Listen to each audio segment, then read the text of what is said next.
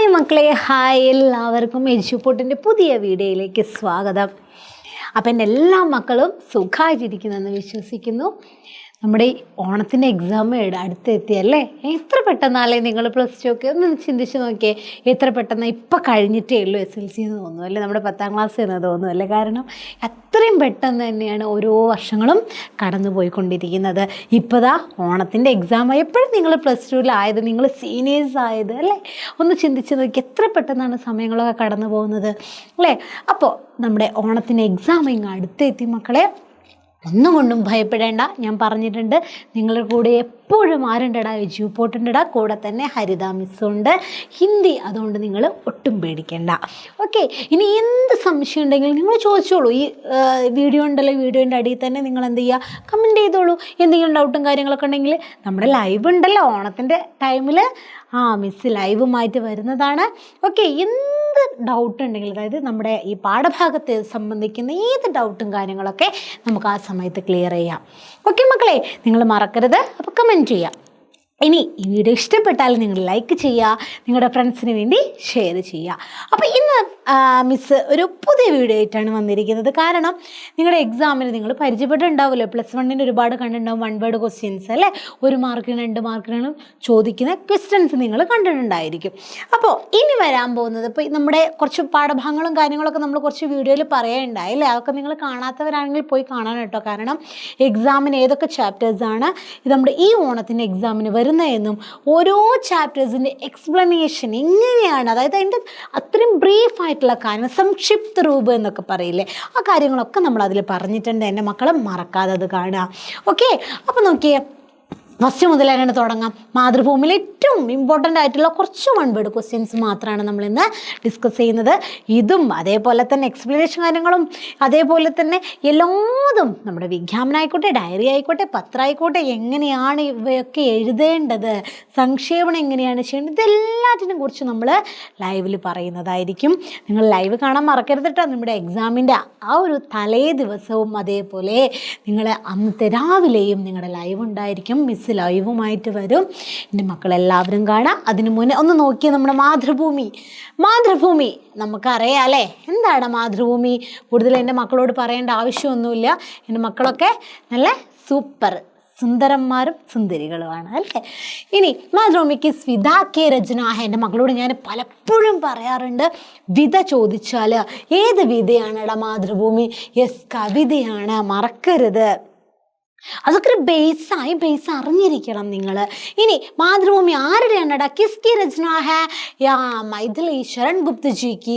രാഷ്ട്ര കവിയാണ് മൈഥിലി ശരൺ ഗുപ്തജി ഇല്ലേ? മറക്കൂടെ നമ്മൾ? ഇല്ല. നീലാംബര പരിധാന ഹരിത തട്ട് പർ സുന്ദർ ഹേ, സൂര്യചന്ദ്രയുഗ് മേഖല രത്നാകർ ഹേ അല്ലേ? സൂര്യചന്ദ്രയുഗ് മുക്കുട്ട് മേഖല രത്നാകർ ഹേ. നദിയാം പ്രേം പ്രവാഹ ഫൂൽ താരെ മണ്ഡൻ ഹേ, ബന്ദീജന ഖഗ്വൃന്ദ ശേഷഫണ സിംഹാസന ഹേ. എന്ത് ഭംഗിയാണ്, എന്തൊരു മനോഹരമായിട്ടുള്ള കവിതയിൽ ആ വർണ്ണിച്ചൊന്ന് ആലോചിച്ച് നോക്കി. നമ്മുടെ മാതൃഭൂമിയാണ് ആര് വർണ്ണിച്ചിരിക്കുന്നത്? നമ്മുടെ മൈഥിലി ശരൺ ഗുപ്തജി നല്ല മനോഹരമായിട്ട്, അത്യധികം നല്ല എന്താ പറയുക, അടിപൊളിയായിട്ട് വിവരിച്ചിട്ടുണ്ട് അല്ലെ, വർണ്ണിച്ചിട്ടുണ്ട് അല്ലേ? അപ്പോൾ കിസ്കി രചന ഹേ മാതൃഭൂമി? മൈഥിലി ശരൺ ഗുപ്തജി. ഇനി നമ്മൾ പറഞ്ഞു നീലാംബര പരിധാൻ ഹേ. അപ്പം മാതൃഭൂമി കാ പരിധാൻ ക്യാ ഹേ? പരിധാൻ മാനെ വസ്ത്രം, സമാനാർത്ഥിയാണ്. പരിധാൻ വസ്ത്ര, एक സമാനാർത്ഥി ശബ്ദ ഹേ. അപ്പോൾ എന്താണ്? നീലാംബരാണ്, നീല ആകാശമാണ്. ഇനി മാതൃഭൂമി കാ മുക്കുട്ട് ക്യാ ഹേ? എന്താണ് മാതൃഭൂമിയുടെ കിരീടം? അതും ഞാൻ പറഞ്ഞു, സൂര്യ ചന്ദ്രയുഗ മുകുട്, സൂര്യചന്ദ്രന്മാരാണ്. സൂര്യ ഔർ ചന്ദ്ര, ഇങ്ങനെ ആലോചിച്ചാൽ മതി. കിരീടം എവിടെയാടാ നമ്മൾ അണിയുന്നത്? മുകളിലല്ലേ? നമ്മുടെ മുകളിൽ ആരാ? സൂര്യചന്ദ്രന്മാർ. ഇതൊക്കെയാണ് കോഡ് കേട്ടാ. ഇതൊക്കെ എൻ്റെ മക്കൾ അറിഞ്ഞു വെക്കുക. അടുത്തത് മാതൃഭൂമിക്ക് കർദനി മാനെ മേഖല, അരഞ്ഞാണം. ഇതും ഒരു സമാനാർത്ഥി ശബ്ദമാണ്. എൻ്റെ മക്കൾ ഇപ്പം തന്നെ നോട്ട് ചെയ്ത് വെച്ചോളാം. എന്താണെടാ? സമുദ്രമാണ്, അല്ലെങ്കിൽ രത്നാകറാണ്. എൻ്റെ മക്കൾ മറക്കരുത്. ഇനി അടുത്തത് നോക്കിയേ, മാതൃഭൂമിക്ക് ആഭൂഷൺ അല്ലെങ്കിൽ മണ്ടൻ. അതും ഒരു സമാനാർത്ഥി ശബ്ദമാണ്. ആഭൂഷൺ ഓർ മണ്ടൻ, അതായത് അലങ്കാരം. എന്താണ് അമ്മയുടെ അലങ്കാരം? നമുക്കറിയാം, നമ്മുടെ ഭംഗി കൂട്ടുന്നതിന് വേണ്ടിയിട്ട് എന്ത് ചെയ്യുന്നു? കമ്മലണിയുന്നു, പൊട്ടുതൊടുന്നു, മാലയിടുന്നതൊക്കെ അല്ലേ. അപ്പോൾ മാതൃഭൂമിയുടെ ഭംഗി കൂട്ടുന്നത് ഏതൊക്കെയാണ്? നമ്മളെ പൂക്കളും അതേ നക്ഷത്രങ്ങളുമാണ്. ഫൂൽ ഔർ താരേ കേട്ടോ. മാതൃഭൂമിക്ക് ബന്ദീജൻ സ്തുതി പാടക്കോനെ വെച്ചോ. മാതൃഭൂമിയുടെ ബന്ദീജൻ വന്ദിച്ചുകൊണ്ട് മാതൃഭൂമി എന്ത് ചെയ്യുന്നു? വർണ്ണിച്ചുകൊണ്ട് അല്ലെങ്കിൽ വന്ദിച്ചുകൊണ്ട് കടന്നു പോകുന്ന ആരാണടാ? കഗ് വൃന്ദ്, പക്ഷിയോ കാ സമൂഹ, പക്ഷികളുടെ കൂട്ടം, അതിനെയാണ് പറയുന്നത് ഖഗ് വൃന്ദ്. ഓക്കെ. മാതൃഭൂമിക്ക് സിംഹാസനം എവിടെയാടാ മാതൃഭൂമി വിരാജിക്കുന്നത്? ഏത് സിംഹാസനത്തിലാടാ? ശേഷനാഗ് കാ ഫൺ രൂപി സിംഹാസൻ പർ മാതൃഭൂമി വിരാജിത് ഹേ. ശേഷനാഗ് കാ ഫൺ, ശേഷഫണത്തിൽ. ഓക്കെ, നമ്മൾ പറഞ്ഞു കഴിഞ്ഞു. എക്സ്പ്ലനേഷൻ പറയുമ്പോൾ നമ്മൾ ഈ കാര്യങ്ങളൊക്കെ പറഞ്ഞു കഴിഞ്ഞു. മാതൃഭൂമിക്ക് കിസ്കി സഗുണമൂർത്തി ഹേ. എന്താ? ഈശ്വരൻ്റെ ഒരു അവതാരമാണ്. ഇത്രയും പറഞ്ഞു കഴിഞ്ഞിട്ടും അതിൽ പറയുന്നുണ്ട് സഗുണമൂർത്തി ഹേ മാതൃഭൂമി എന്ന് പറയുന്നത് അല്ലേ. അപ്പോൾ സർവേശ്വക്ക് ഈശ്വരൻ്റെ സഗുണിയൊരു അവതാരം തന്നെയാണ്. ഇനി ഫസ്റ്റ് ചാപ്റ്റർ കഴിഞ്ഞു. ഇത്ര കാര്യങ്ങളതിൽ പറയുന്നുള്ളൂ. വൺ വേർഡ് ഇത്രേ ചോദിക്കുള്ളൂ.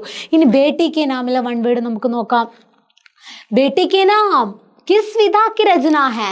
ജവാബി പത്ര. എൻ്റെ മക്കൾ മറക്കരുത് ഈ കാര്യങ്ങൾ. ബേസാണ് ജവാബി പത്രാണ്. ഏത് വിധയാണ്? നമ്മുടെ ബേട്ടി കെ നാം ജവാബി പത്ര ഹേ. കിസ്ക ജവാബി പത്ര? ആരുടെയാണ്? യെസ്, ബഹദൂർ ഷാ സഫർ ജി കി. ഇനി ബാദ്ഷാ കോ കിസ്ക ഖത്ത് മില? ബഹദൂർ ഷാ സഫർ അല്ലെങ്കിൽ ബാദ്ഷാ എന്ന് വേണമെങ്കിൽ പറയാം. നമ്മുടെ ബഹദൂർ ഷാ സഫർ, നമ്മുടെ രണ്ടാമത്തെ ചാപ്റ്റർ ആയിട്ടുള്ള ബേട്ടി കെ നാം, നമ്മുടെ അന്തിം മുഗൾ ഷാ സഫർ, അവസാനത്തെ മുഗൾ ചക്രവർത്തി ആയിരുന്ന ബഹദൂർ ഷാ സഫർ തൻ്റെ മകളുടെ പേരെന്തായിരുന്നു മക്കളെ? ബേട്ടി കെ നാം ക്യാ ഹേ? കുൽസും ജമാനി ബീഗം. അപ്പനി ബേട്ടി കുൽസും ജമാനി ബീഗം കെ ലിയേ ലിഖി ഗയി ജവാബി പത്ര ഹേ. മറുപടി കത്താണ്. എന്ത്? ജവാബി പത്രാണ് നമ്മുടെ ബേട്ടി കെ നാം. ആരാണ് എഴുതിയത്? ബേട്ടി കലെ, മകളാണ് എഴുതിയത്. അത് മകൾക്ക് അയക്കുന്ന കത്താണ് എന്ത് നമുക്കവിടെ കൊടുത്തിട്ടുള്ളത്. ഓക്കെ. ബേട്ടി കാ ഖത്ത് ബാപ്പുക്കോ കേസേ ലഗാ? അതിൽ പറയുന്നുണ്ട്, മകളെ നിന്റെ കത്ത് ഞാൻ വായിച്ചു അല്ലേ. 3 ദഫാ സുനനെ കെ ബാദ് ബി ദിൽ കോ ഖറാർ നഹി ആയ എന്നൊക്കെ പറയുന്നുണ്ട് അല്ലേ. ആസുനാമ ഹി ലഗ. എനിക്കൊരു കണ്ണുനീർ കാവ്യം എങ്ങനെയാണോ വായിക്കുന്നത് അതുപോലെയാണ് നിന്റെ കത്ത് വായിച്ചപ്പോൾ തോന്നിയത് എന്ന് പറയുന്നുണ്ട് കേട്ടോ. അപ്പോൾ എന്താണ്? ആസുനാമ, കണ്ണുനീർ കാവ്യം പോലെ. ബാദ്ഷാനെ കിസ്കെ നാം ജവാബി പത്ര ലിഖ? ബാദ്ഷാ ആരുടെ പേരിലാണ്, ആർക്കാണ് അയക്കുന്നത് അല്ലെങ്കിൽ ആരുടെ പേരിലാണ് അയക്കുന്നത്? ബേട്ടി കെ നാം പർ അല്ലേ, മകളുടെ നാമത്തിൽ. ഓക്കെ. ബാദ്ഷാ കിസ്നെ പത്ര പഠിക്കർ സുനായ? ആരാണ് ബാദ്ഷയ്ക്ക് പത്രം വായിപ്പിച്ച് കേൾപ്പിച്ചു കൊടുത്താരാണ്? തൻ്റെ മകൻ മകനും ഉണ്ട്. ആരുടെ ഒപ്പം? രംഗൂണിൽ നമ്മുടെ ബഹദൂർ ഷാ സഫർജീൻ്റെ ഒപ്പം. ഈ കാര്യങ്ങളൊക്കെ നമ്മൾ പഠിച്ചതാണ് കേട്ടോ. കാരണം നമ്മൾ കുറച്ച് മുന്നേ ആ വീഡിയോ കാണാത്തവരുണ്ടെങ്കിൽ കാണാം. ഓരോ ചാപ്റ്റേഴ്സിൻ്റെ എക്സ്പ്ലനേഷൻ മിസ് അതിൽ പറയുന്നുണ്ട്. തോഫയ്ക്ക് ബദലി ബാദ്ഷാനെ ക്യാ ദിയാ? എന്താണ് സമ്മാനത്തിന് പകരമായിട്ട് ബാദ്ഷാ നമ്മുടെ ഒരു കുറച്ച് മുസൽമാൻ ഈദ് കെ അവസർ പർ ആയി എന്നൊക്കെ പറയുന്നുണ്ട്. ഈദിൻ്റെ അവസരത്തിൽ കുറച്ച് മുസ്ലിംസ് വന്നു, എനിക്ക് എന്ത് തോഫ തന്നു. അതിന് പകരമായിട്ട് ഞാൻ എന്ത് കൊടുത്തു? മല്ലിക കാഹാർ, എൻ്റെ പട്ടമഹിഷിയുടെ ഒരു മാല കൊടുത്തു എന്ന് പറയുന്നുണ്ട്. ബഹദൂർ ഷാ സഫർ കഹാം കൈദ് മേ ഹേ? എവിടെയാണ് തടവറയിലടാ? യെസ്, രംഗൂണിലാണ്. ബേട്ടി കഹാം കൈദ് മേ ഹേ? തൻ്റെ മകൾ എവിടെയാണ്? യെസ്, ദില്ലിയിലാണ്. മകൾ ദില്ലിയിലും അച്ഛനും അതേപോലെ ഭായ് സഹോദരൻ എവിടെയാണ്? രംഗൂണിലുമാണ്. മറക്കരുതേ.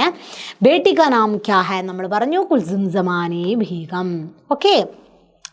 ഇനി खत क्या भेजा मेरी जान आसुनामा था? बेटी का पत्र सुनकर बादशाह की आंखें आंसुओं से भीग गई. क्यों? അതായത് എന്ത് കത്തായിരുന്നു എൻ്റെ ജീവനെ? ഇതൊരു ആസുനാം, ഒരു കണ്ണുനീർ കാവ്യമായിരുന്നു. ബേട്ടിയുടെ, തൻ്റെ മകളുടെ കത്ത് വായിച്ചതിന് ശേഷം എന്തുകൊണ്ടാണ് ബാദ്ഷയുടെ കണ്ണുകൾ നിറഞ്ഞത്? ഇനി ഇതൊരു ക്വസ്റ്റ്യൻ ആണ് കേട്ടോ മക്കളെ. ഇനി അടുത്ത ക്വസ്റ്റ്യൻ നോക്കിയേ. ഖൈദി ബാബുക്കോ അപ്പിനി ബേട്ടി കാ കത്ത് ഏക് ആസുനാമാ ഥാ? തടവറയിലായ ആ ഒരു പിതാവിന് തൻ്റെ മകളുടെ കത്ത് ഒരു കണ്ണുനീർ കാവ്യം പോലെ തോന്നി. എന്തുകൊണ്ട്? ക്യോ? ഇനി മൂന്നാമത്തെ ക്വസ്റ്റ്യൻ നോക്കിയേ. 3 ദഫാ സുനനെ കെ ബാദ് ഭീ ദിൽ കോ ഖറാർ നഹി ആയാ? 3 പ്രാവശ്യം വായിപ്പിച്ച് കേൾപ്പിച്ച് തന്നിട്ടും എൻ്റെ മനസ്സിന് ഒരു ആശ്വാസം കിട്ടിയില്ല. ബാദ്ഷാ ക്യോ മേസാ കാത്ത? എന്തുകൊണ്ടാണ് അങ്ങനെ പറയുന്നത്? ഇനി ഈ 3 ക്വസ്റ്റ്യനും സെയിമാ. ഇതിനുള്ള ആൻസറാണ് സെയിം കാര്യങ്ങൾ നിങ്ങൾ എഴുതി വെച്ചാൽ മതി. ഇത് ഏത് ക്വസ്റ്റ്യൻ ആയിക്കോട്ടെ ഇതിൻ്റെ ആൻസർ ഇത് എഴുതി വയ്ക്കാം. കാരണം ക്വസ്റ്റ്യൻ ഒരേപോലെ, അത് എന്താ ഓരോ വ്യത്യസ്തമായ രീതിയിൽ ചോദിച്ചു എന്ന് മാത്രമേ ഉള്ളൂ. എന്താണ് അതിൻ്റെ ആൻസർ എഴുതാൻ പറ്റുന്ന മക്കളെ? ബാദ്ഷാ അപ്പനെ പരിവാർ വാലോം സെ ബഹുത് പ്യാർ കർത്തെ ഹേ. നമുക്കറിയാം ബാദ്ഷാ തൻ്റെ കുടുംബത്തിനെയും അതേപോലെ തൻ്റെ നാട്ടുകാരെ ഒരുപാട് സ്നേഹിച്ചിരുന്നു. നല്ലൊരു വ്യക്തി, നല്ലൊരു ശാസകമായിരുന്നു അല്ലേ. ബാപ്പ और बेटी दोनों अब कोसों दूर है. നമുക്കറിയാം ഒരുപാട് നാഴിക, ഒരുപാട് ദൂരത്താണ് മകളും അച്ഛനും. कैद में बेटी का खत जो पत्र उन्हें मिलता है उसमें बाप और भाइयों के प्रति बेटी का प्यार प्रकट हुआ है. തടവറയിലായ ആ അച്ഛനും ഭായിക്കും ആ മകൾ കത്തയച്ചപ്പോൾ എത്രത്തോളം കുൽസും സമാനി ബീഗത്തിന് തൻ്റെ മകൾക്ക് അല്ലെ, ആ മകൾക്ക് അച്ഛനോടും സഹോദരനോടും സ്നേഹമുണ്ടെന്ന് നമുക്കതിൽ കാണാൻ സാധിക്കും. യഹ് പഠ്കർ ബാദ്ഷാ കോ ബീത്തെ ദിനോं की भी याद आता है जो अब वेदना बन गया है. ഇത് അതായത് മകൻ വായിപ്പിച്ചു കഴിഞ്ഞതിന് ശേഷം എന്താണ് തോന്നിയത് ബഹദൂർ ഷാ സഫർജിക്ക്? എന്താ പറയുന്നത്, പണ്ടത്തെ തൻ്റെ ഓർമ്മകളൊക്കെ ഇങ്ങനെ അയവിറക്കുന്നു.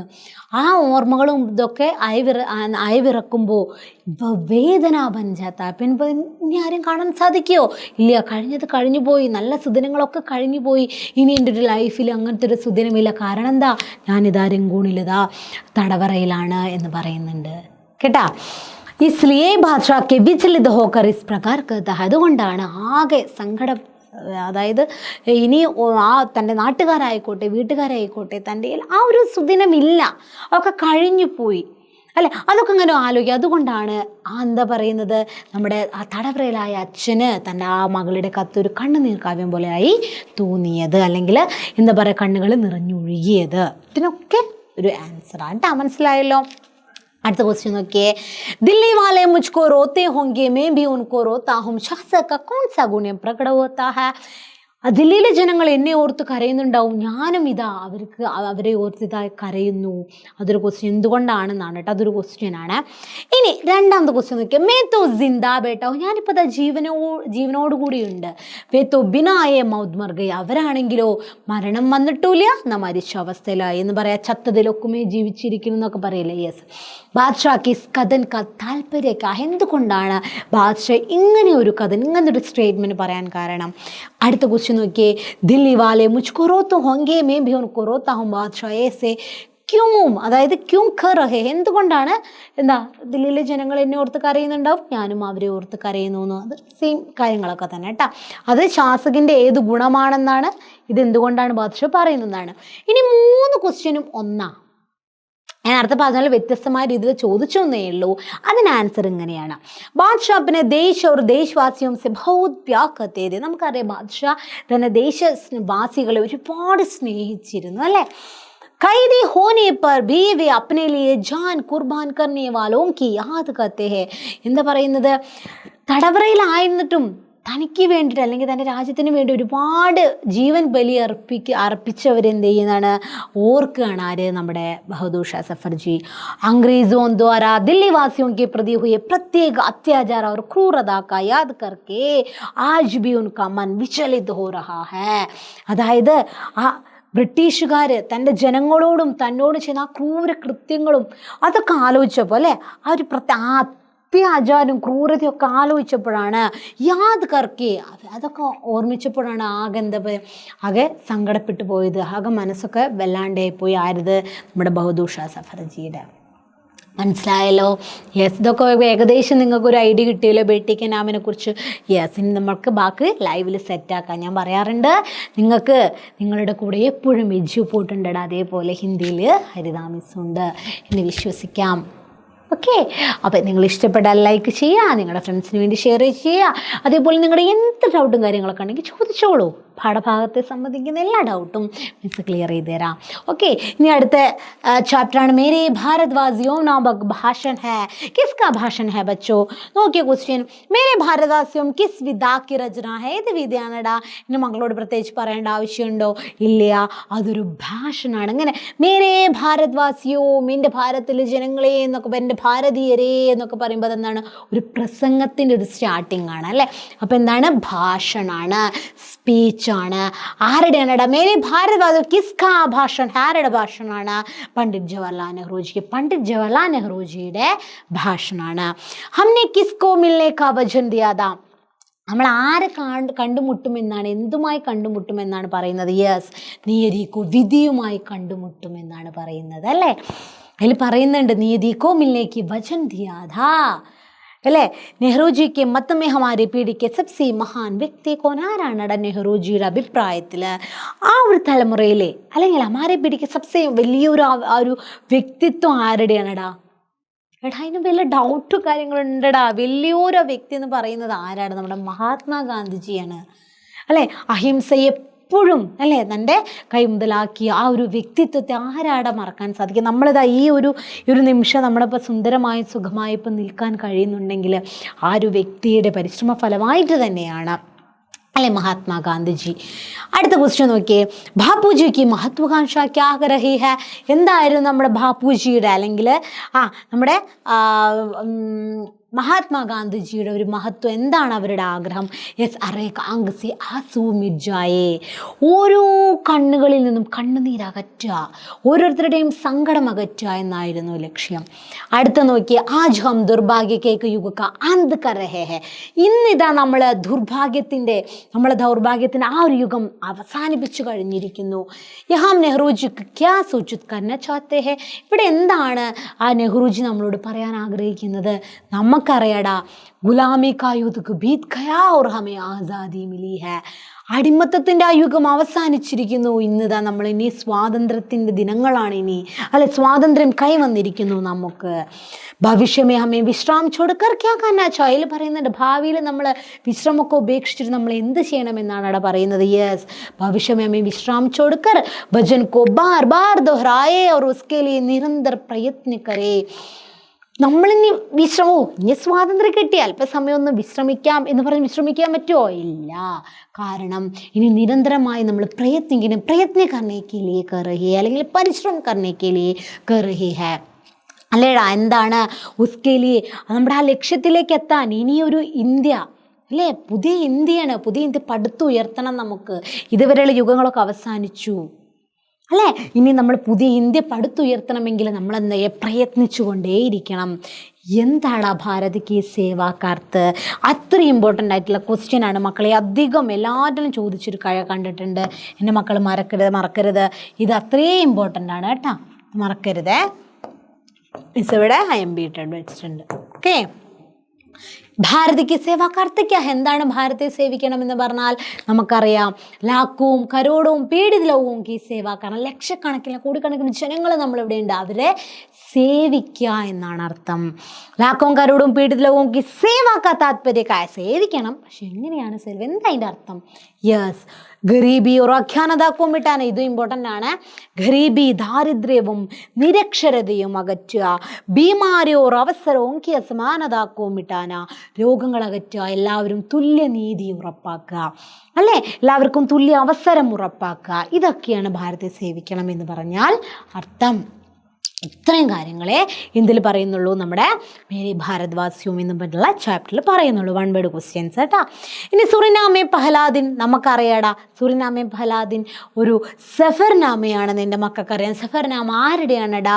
ഹിമാൻശു ജോഷിജി സുറിനാമിലോട്ട് എന്തിനു വേണ്ടിയിട്ടാടാ? വിശ്വ ഹിന്ദി സമ്മേളൻ മേ ഭാഗ് ലേനെ കെ ലിയേ സുറിനാം മേം ജാത്തെ ഹെ കോൺ? ഹിമാൻശു ജോഷിജി. അതിൽ പറയുന്നുണ്ട് संसार का सबसे अधिक गने वन किस क्षेत्र में पाए जाते हैं. അതിൽ പറയുന്നുണ്ട് അതീത് കെ പടാ ഹുവാ വോ കാര്യം അല്ലെ, ആ ഒരു കാര്യം ഞാനിതാ എൻ്റെ പ്രത്യക്ഷമേന്തേക്ക് ഞാൻ നേരിട്ട് കാണുന്നു. എന്താ കാണുന്നത്?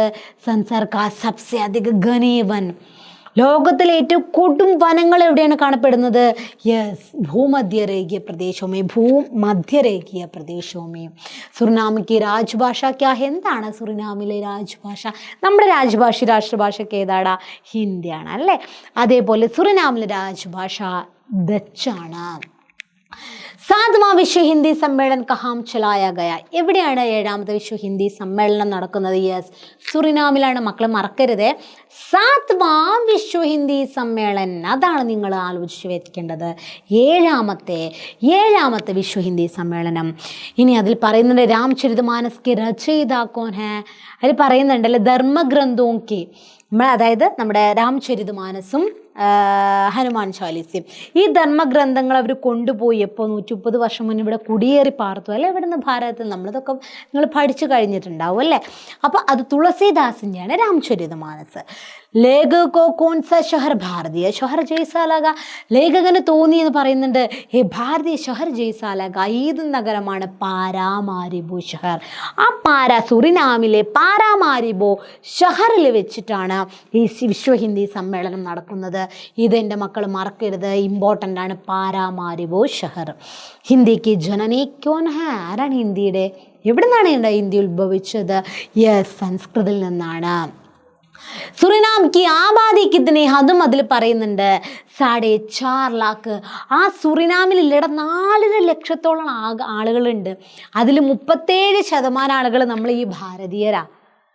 ഇവിടുന്ന് ഈ 120-130 വർഷം മുന്നേ ഇവിടുന്ന് കുടിയേറി പാർത്തവരാണ് അവിടെ ഉള്ളത് അല്ലേ. അപ്പോൾ അത്രയധികം ജനങ്ങൾ ഭാരതീയർ അവിടെ ഉണ്ട് എന്നാണ് പറയുന്നത് അല്ലേ. 4.5 ലക്ഷത്തോളമാണ് അവിടെ ആബാദി ജനസംഖ്യ ഉള്ളത്. സുറിനാം കി ആബാദി മേ കിത്തനെ പ്രതിശത ലോക് ഭാരതീയ മുൽക്കേ, അതാണ് ഞാനിപ്പോൾ പറഞ്ഞത്, 37%. 4.5 ലക്ഷത്തോളം വരുന്ന ജനങ്ങളിൽ 37% നമ്മുടെ ഭാരതീയരാണ്, ഭാരതീയ വംശജരാണ്. അപ്പോൾ അങ്ങനെ തന്നെയല്ലേ, ലോകത്തിലെ എവിടെ നോക്കിയാലും നമ്മുടെ ഭാരതീയരെ തന്നെ കാണാൻ സാധിക്കുള്ളൂ അധികം.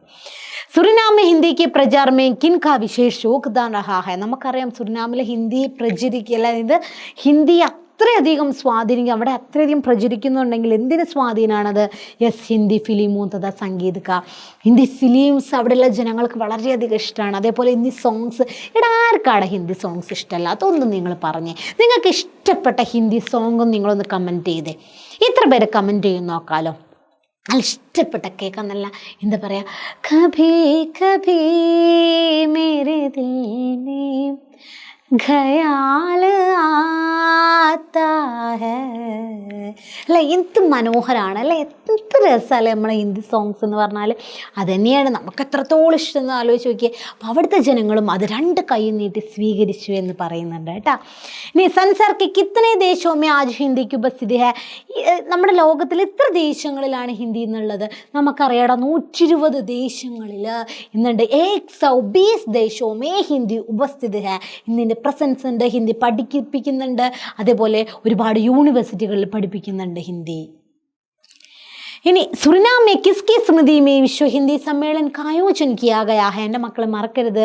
നിങ്ങൾ ചിന്തിക്കുന്നുണ്ടാവില്ലേ പാഠം തുടങ്ങുന്ന സമയത്ത്, സുറിനാമിലൊക്കെ ഹിന്ദിയോ, എന്താ അവിടെ വിശ്വ ഹിന്ദി സമ്മേളനമൊക്കെ അവിടെ കൊണ്ടുപോയി വെച്ചിരിക്കുന്നതെന്ന്. അത് ഇതുകൊണ്ടാണ് 130 साल पहले ആയ പ്രഥം ഭാരതീയ ശ്രമിക്ക് സ്മൃതി में, അതായത് 120 വർഷം മുന്നേ ഇവിടുന്ന് കുടിയേറി പാർത്തു, അതായത് ജോലിക്കൊക്കെ വേണ്ടിയിട്ട് അവരുടെ ഓർമ്മയിലാണ്.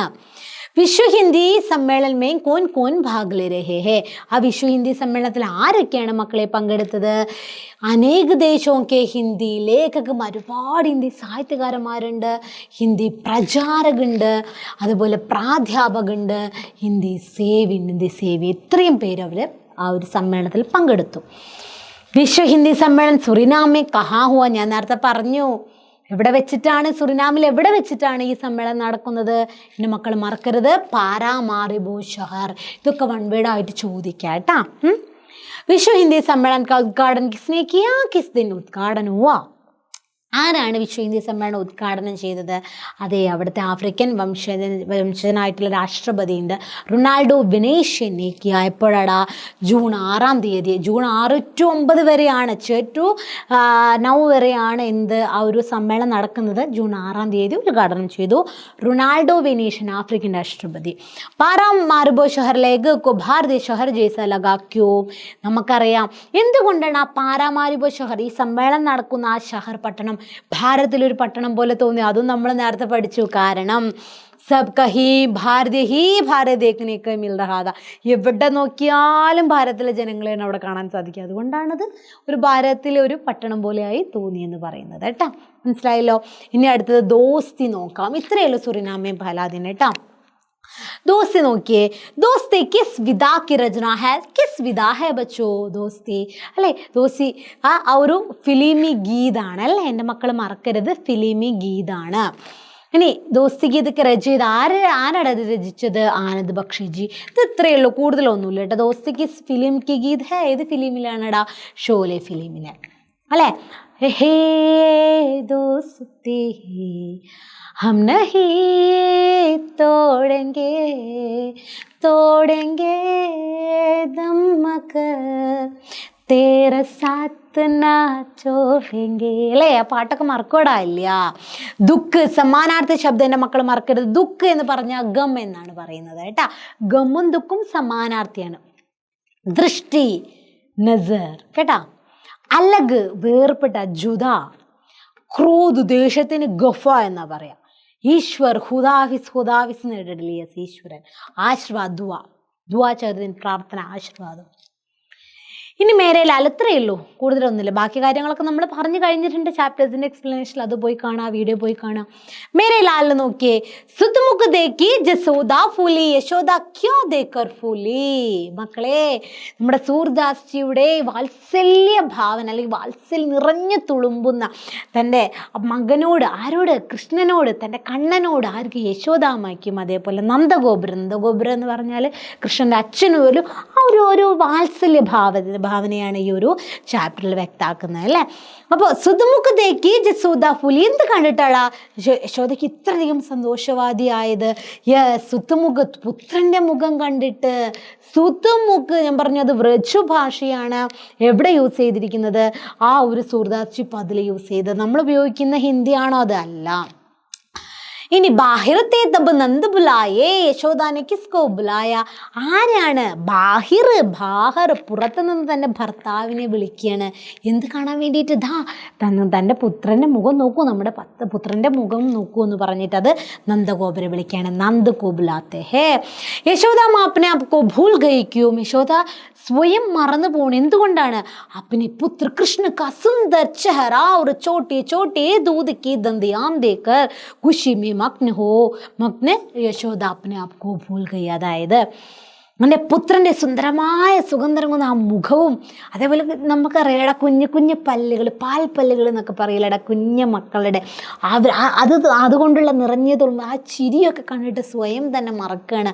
ആ സൗന്ദര്യത്തിൽ ലയിച്ചു പോവുകയാണ് ആര്? അമ്മയായ യശോദ കേട്ടാ. യശോദ നന്ദുക്കോ ക്യോം ബുലാത്തി ഹൈ. അത് നമ്മൾ പറഞ്ഞു. യശോദ എന്തുകൊണ്ടാണ് നന്ദഗോപുരം വിളിക്കുന്നത്? യെസ്, ബേട്ട കാ സുന്ദർ സുഖതായ രൂപ് ദേഖ്നെ കെ ലിയെ. ബേട്ടയുടെ മകൻ്റെ സുന്ദരമായ സുഗന്ധരെന്ന ആ ഒരു മുഖം കാണുന്നതിന് വേണ്ടിയിട്ട്. മനോകമലപ്പർ ബീജു ജമായി കാ താത്പര്യ. എന്താണ് അതിൽ പറയുന്നുണ്ട്? മിന്നൽ പിണറിലേൽക്കുന്ന പോലെ. എന്താ? ചുവന്ന താമരയിൽ മിന്നൽ പിണറിൽ എങ്ങനെ ഏൽക്കുന്നു അതുപോലെയാണ് കൃഷ്ണനെ കാണാനെന്ന്. കൃഷ്ണയ്ക്ക് ചോട്ടെ ദൂതിക്ക് ധന്തിയായ സലക്താ ഹേ കി കമലപ്പർ ബിജലി ജം ഗയി ഹോ. ഇത് ലാൽ കമൽ അത്രയും സുന്ദരമാണെന്നാണ് കേട്ടോ. ലാൽ കമലപ്പർ ബിജലി എങ്ങനെയാണോ ഉദിക്കുന്നത് അതേപോലെ എന്നാണ് കേട്ടോ, മിന്നലേൽക്കുന്നത് പോലെ. ഇനി ഹേ കാന് അതിൻ്റെ ഒപ്പം വരുന്നതാണല്ലേ. എന്താ ചോദിക്കുന്നത്? ഗോപികായ കബ് അപ്പനെ ദാം കാം ബോൽ ഗയി. അതിൽ പറയുന്നുണ്ട് അല്ലേ, ഗോപികായ അപ്പനെ സബ് ദാം കാം ബിസരി എന്ന് പറയുന്നുണ്ട്. എല്ലാ ജോലിയും മറന്നുപോയി. കാരണം എന്താ?